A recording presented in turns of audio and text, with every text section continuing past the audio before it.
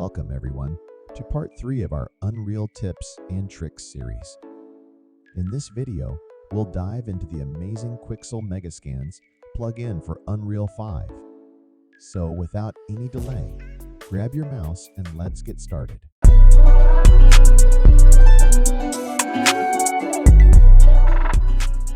Next, let me guide you through an incredibly useful tool called Quixel. To access it, simply navigate to the Windows menu and select Quixel Bridge. If you have Unreal Engine 5 installed, or a similar version like 4.27, you might not find it there.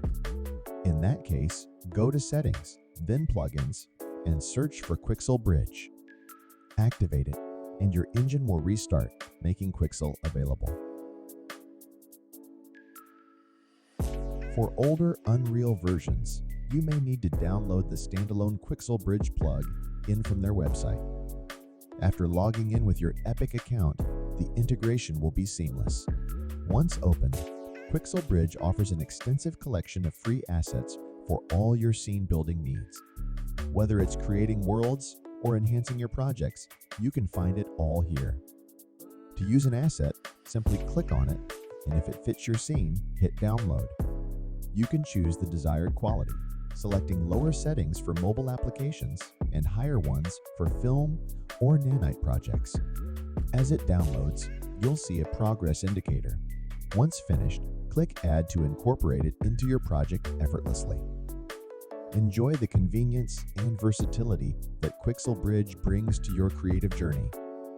As you can see, it creates all the necessary folders for the Megascan 3D assets, including the concrete brick. Once you've done that, simply click and drag it onto your scene. Voila! It's now in your scene. I recommend keeping the autosave feature on in case Unreal crashes. This way, you'll always have a save point to fall back on. Now, let's quickly return to Quixel Bridge. Here's your collection, including the metahumans. You can use the pre-existing ones or create your own.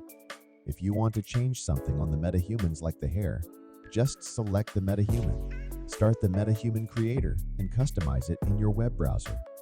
Once you're done, click Download and Add to Project. Then, simply drag and drop it into your scene. And don't forget, you can use the Favorites feature to easily access your preferred items. The Local section contains all your downloaded assets. If needed, you can easily add them back to your scene. This helps keep things organized. That's pretty much it for Quixel Bridge. Feel free to close it. Lastly, let's talk about the Transform tool. You can move objects by selecting them and using the Translate tool. The circle arrow allows for rotation, and the box with the diagonal arrow is for scaling.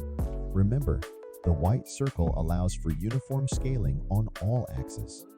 If you want to reset an object to its default position, rotation, or scale, you can do so in the Detail panel by clicking the arrows.